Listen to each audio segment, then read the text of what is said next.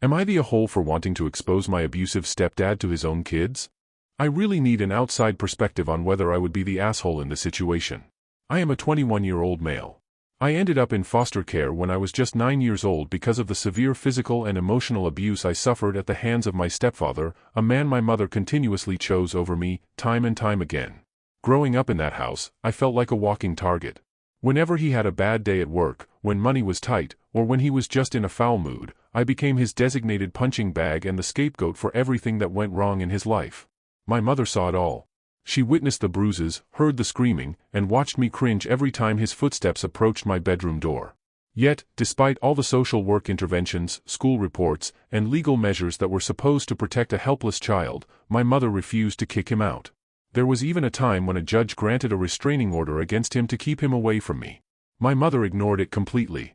She secretly let him right back into our home, opening the door for him while telling me to stay in my room and keep quiet so the neighbors would not notice. While all this horror was happening to me, she went on to have 2 more children with this man, my half-brothers, who are now 19 and 16 years old.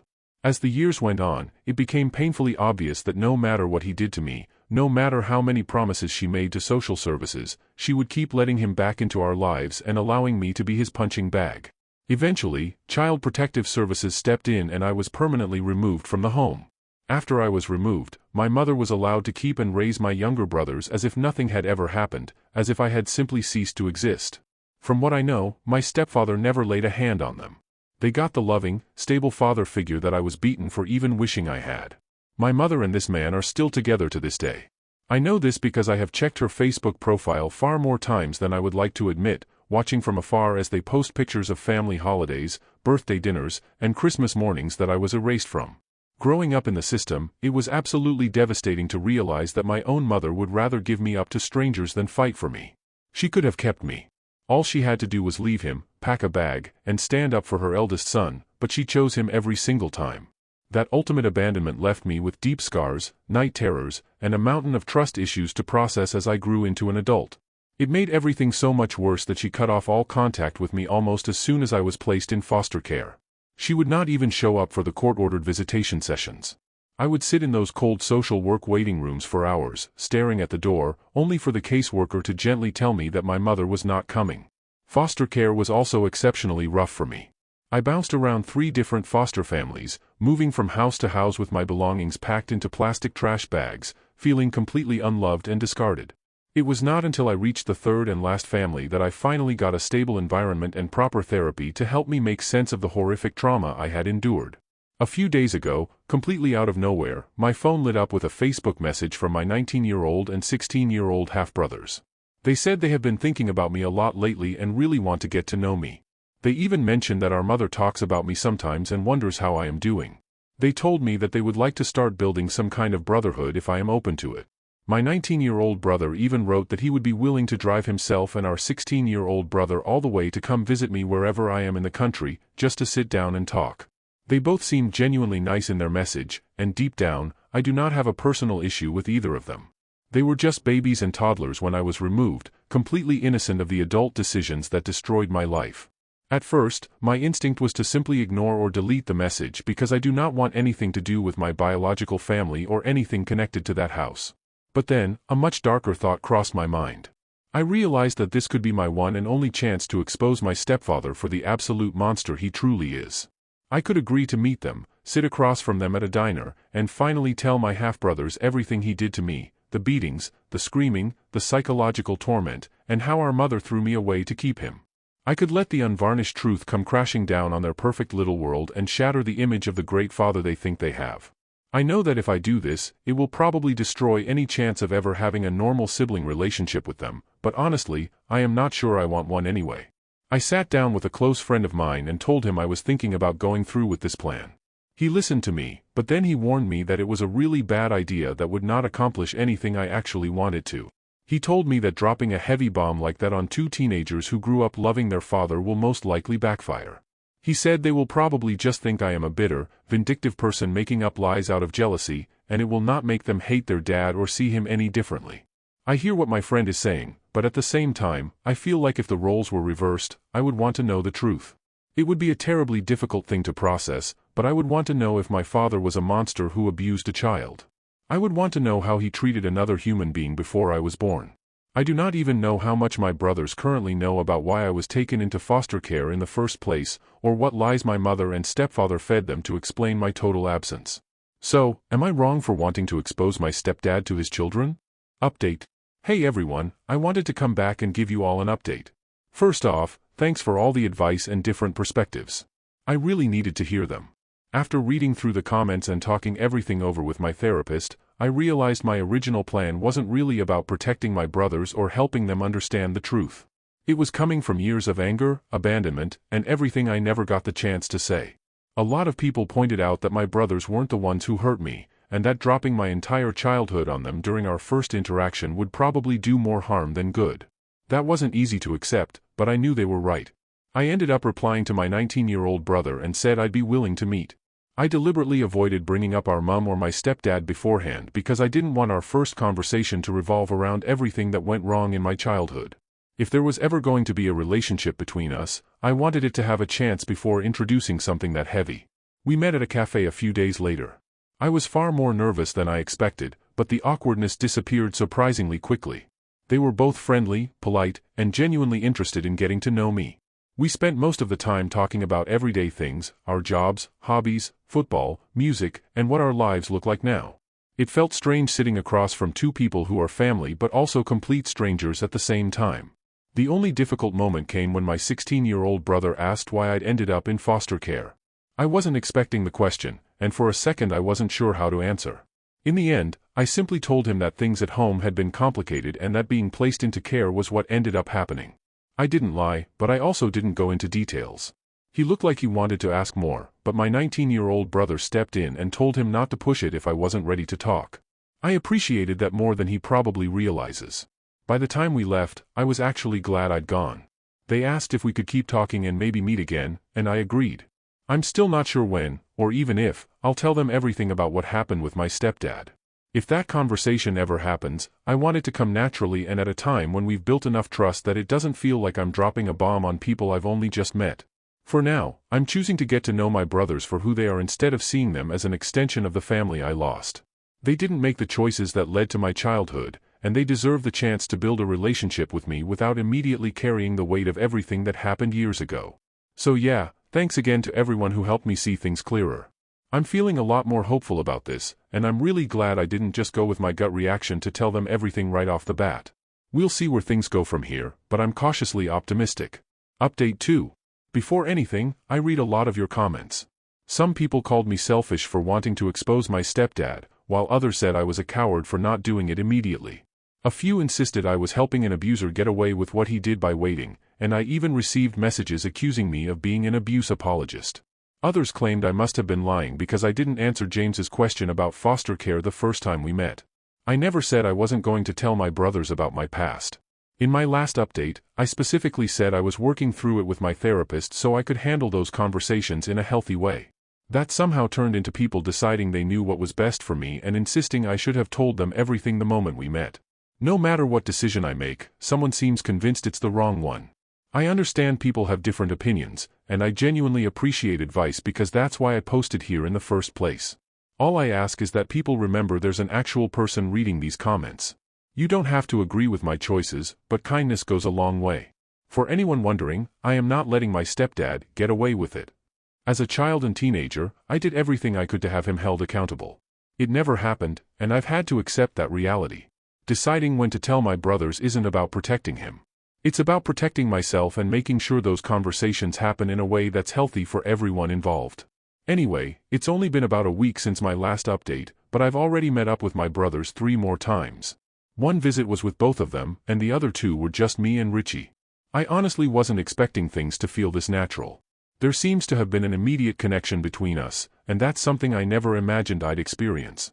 For years, I believed I wanted nothing to do with my biological family. Now I'm actually enjoying spending time with 2 people I barely knew existed in my life. The last time Richie and I met, we went to see a movie and grabbed something to eat afterward. We talked about work, future plans, and eventually the conversation shifted toward foster care. I asked him what he'd been told about me growing up. He said our mom mentioned me occasionally, but never explained much. When I asked what he remembered, he admitted that some memories were blurry while others were surprisingly clear. He told me he remembered a lot of arguments between me and our stepdad. Then he hesitated before mentioning one specific memory because he wasn't sure if he should bring it up. I told him he could. He remembered seeing me when I was around 8 years old. He said he remembered our stepdad stripping me naked, putting a dog collar around my neck, forcing me to eat dog food from a bowl on the floor, and hitting me with a belt while I cried. For him, it was one terrible memory. For me, it was something that happened many times. I broke down crying. Richie immediately apologized, thinking he'd upset me by bringing it up, but I told him not to. As painful as it was, hearing someone else remember even one piece of what happened meant more than I can explain. For years it felt like those memories existed only in my head. He quietly said he'd always assumed the abuse was why I'd been taken into foster care. I told him he was right. I asked whether our stepdad had ever treated him or our younger brother the same way, and he said no. He described our mom and dad as emotionally distant rather than affectionate, but said they'd never abused either of them. Once that was out in the open, talking became easier. I answered some of his questions about my childhood, and he answered mine. He asked whether the trauma still affects me today, and I was honest. I told him it does, and that I'd attempted to end my own life more than once because of everything that happened. He apologized for not protecting me or standing up for me, but I told him none of it was his fault. He was a child too, and neither of us had any control over what happened back then. When we both got home, Richie sent me a message saying he was glad I'd grown up and managed to keep living. It was an awkward way of putting it, but I knew exactly what he meant. He was happy I survived. A few weeks ago, I genuinely believed I'd never want a relationship with anyone from my biological family. Now I have a brother who seems to genuinely care about me, and that's something I never thought I'd get to experience. Update 3. Hey everyone, it's been 16 days since my last update, and I wanted to fill you in on how things have been going. I'm still working on building a relationship with my brothers, but it's been more complicated than I anticipated. Things started off much better than I ever expected, but it's becoming obvious that we're all carrying very different memories of the same family. After Richie shared what he remembered from my childhood, we've talked a few more times about the abuse. I decided I didn't want to keep avoiding the subject forever, so I answered some of the questions they had. I still haven't told them every detail. I've only shared enough to explain why I was removed into foster care and why I disappeared from their lives. I don't think unloading everything at once would help anyone. James has been noticeably quieter since then. The only reason I told him as much as I did was because he asked me again what had happened, and I felt he deserved an honest answer. Even then, I simply told him that his dad abused me when I was a child and that it ultimately led to me being taken into care. I didn't go into graphic detail. Since that conversation, though, he's become more distant. I don't know whether he's angry, overwhelmed, confused, or just trying to process everything. I can't really blame him. Learning that someone you've known your entire life had another side to them would be difficult for anyone. Richie has reacted differently. We've actually been spending time together around 3 times a week, and every time we meet it feels a little more natural. A few days ago, we had one of the most honest conversations we've ever had. He admitted he's struggling with the fact that the father he grew up with isn't the same man I remember. To him, our stepdad was strict and emotionally distant, but never physically abusive. To me, he was terrifying. Richie said it's hard trying to reconcile those two versions of the same person. He also admitted he feels guilty. Not because he did anything wrong, but because he escaped the abuse while I didn't. He even wondered out loud whether I became the target so that he and James never would. I told him exactly what I've said from the beginning, none of that was his fault. He was just a child, same as me. Whatever choices our stepdad made were entirely his own. The biggest surprise came a few days ago when I received a Facebook message from my mom. It was the first direct contact I've had from her in years. She wrote that she'd like to talk about the past and that she misses me. Seeing her name pop up on my screen honestly caught me off guard. I still haven't replied. Part of me wants answers that I've never had. Another part remembers that she had years to reach out and chose not to. I don't know whether she's genuinely ready to acknowledge what happened or whether she's hoping enough time has passed that we can pretend none of it ever happened. Until I know which one it is, I don't think I'm ready to respond. For now, my focus is staying on the relationships I'm slowly building with Richie and James. I'm continuing therapy, and it's helping me figure out how to share my past without letting it completely take over my present. I hope James eventually feels ready to reconnect, but if he needs space first, I'll respect that. Thanks again for all the support. Reading your comments has helped more than you probably realize, and it's made this whole process feel a little less lonely. Update 4. I spent a long time thinking about whether I should meet my mom after she contacted me. I read through a lot of your advice, talked it over in therapy, and eventually decided that I wasn't ready. In the end, I didn't reply at all. As harsh as that might sound, I know myself well enough to realize that opening that door right now would probably undo a lot of the progress I've made. Even sending a simple message felt like it would drag me back into a place I've worked hard to leave behind. A few days later, James asked if we could meet up. I was genuinely happy because I'd felt him pulling away ever since I told him why I ended up in foster care. Richie couldn't make it, so it was just the two of us. We went to the cinema, chatted about normal things, and for a while it actually felt like we were getting back on track. Then he brought up our mum. He told me she really wanted to see me and thought I should at least hear her out. I explained as calmly as I could that I wasn't ready and that I honestly didn't know if I ever would be.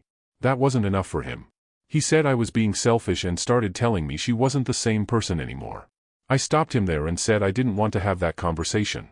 I told him that if he kept pushing, I'd end the day early and take him back to the train station. He called me a dickhead and told me to do exactly that. So I drove him back, and that was the end of it. Not long afterward, he blocked me everywhere. I'd be lying if I said that didn't hurt. Richie called later to explain that James had been venting at home and calling me selfish. He told me he still supported me, but thought it would be best if we went low contact for a while because he still lives with them and has to deal with the situation every day. I understood why he felt caught in the middle, but it was still difficult to hear. That conversation happened about 2 weeks ago. Since then, I haven't heard from either of them. I still send Richie the occasional meme because that had become our thing, but he hasn't opened any of them. So honestly, I don't know where to go from here. After everything, I finally felt like I had brothers, and now it feels like they're slipping away just as quickly as they appeared. I don't know if this is the right place to ask for advice, but if anyone does have some advice on what to do. Update 5. It's been about 4 months since I last posted on Reddit. I left things in a really bad place. Shortly after my last update, I attempted to take my own life. It wasn't the first time, but I genuinely believed I was past feeling that low. Thankfully, I survived, recovered, and I'm incredibly grateful that my attempt failed. If anyone reading this is in that place right now, please talk to someone. A friend, a family member, a therapist, or a crisis service. Things really can change, even if it doesn't feel possible in the moment. Before Richie and James came into my life, I never wanted a family. I had convinced myself I didn't need one because it hurt less that way. Then they showed up, and for the first time I started imagining what having brothers could actually be like. When everything fell apart, I blamed myself completely. I was convinced I destroyed the only chance I'd ever have. Looking back now, I can finally see that I didn't ruin anything. At the time, though, I couldn't separate my childhood guilt from what was happening in the present. About 6 weeks ago, Richie reached out. He said things had finally settled down at home and asked if we could start over. I told him I couldn't go through another cycle of getting close only to lose him again. I explained that if he wasn't ready for a real relationship, I understood, but I couldn't survive another emotional goodbye. He told me he was ready and promised that if he ever had to choose, he'd choose me. I asked how that would work financially, and he assured me he'd already figured it out. I later learned that he and James had inherited a substantial amount of money from their paternal grandfather, who had recently passed away, which gave him the independence to make that decision. From the moment we started talking again, everything felt surprisingly normal. Richie admitted that after our falling out, I became the main topic of conversation in the house for weeks. According to him, I was called selfish, cruel, and ungrateful. Mum apparently made several Facebook posts about how she'd raised such an evil person. I haven't looked at her profile in a long time. There was a point where I checked it obsessively, but I stopped because it wasn't helping me heal. Part of me wanted to reply and remind everyone that she didn't raise me after choosing to keep the man who abused me, but I know that would only drag me back into more conflict. Richie also told me he planned to keep our relationship private until he moved out. I told him that was entirely his decision. Whether he stayed in contact with our parents or eventually cut ties wasn't something I wanted to influence. The only thing I asked for was consistency. I needed to know that if he chose to be in my life, he was actually going to stay. Since then, things have been better than I ever imagined. We spend time together regularly, and somewhere along the way he stopped feeling like a brother I'd only just met and started feeling like one of my closest friends. That's something I never expected to experience with anyone in my biological family. Keeping our contact quiet worked for a while, but eventually James found out. Richie never told me exactly what was said at home, only that it created enough tension for him to speed up his plans to move out. He'd originally intended to wait longer, but living there had become too difficult. James still hasn't contacted me, and I've accepted that he may never do so. I hope that one day he'll be able to look at everything with fresh eyes instead of through the version of events he's been given for years. If that day never comes, there's nothing I can do about it. The positive part is that no one has actually stopped Richie from seeing me. Despite everything happening behind the scenes, we've continued building our relationship without interruption. Most importantly, I'm in a much better place mentally. Therapy is helping. I'm no longer carrying the same crushing guilt I felt a few months ago, and for the first time in a very long while, I'm beginning to believe that I deserve a good life. I still don't know what the future looks like, but at least now I'm looking forward to finding out. Thank you for watching. Don't forget to like, share, and subscribe to Daily Tales Update.